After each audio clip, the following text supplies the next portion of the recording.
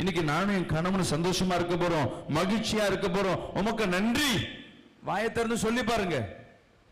ஆண்டவரே இன்னைக்கு என்ன நடக்கும்னு தெரியல, ஆண்டவரே அவன் தானே என்ன பண்ணணும்னு தெரியல, அவன் தான் என்ன பண்ணணும்னு தெரியல, என்ன நடக்குமோ அது அப்படியே நடந்தாகும்.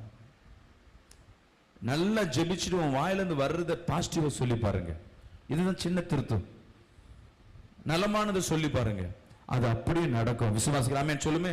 ஒருவேளை இன்னைக்கு நடக்காம இருக்கலாம், நாளைக்கு நடக்காம இருக்கலாம், ஆனா 2 நாளுக்கு அப்புறம் கண்டிப்பா நடந்தே தரும். அல்லேலூயா.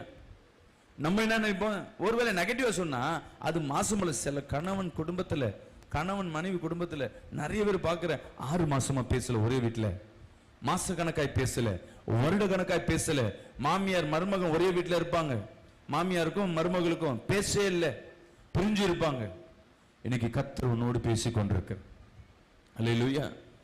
நீ பெற்ற அபிஷேகம் மற்றவர்களை பட்சிக்கணும்.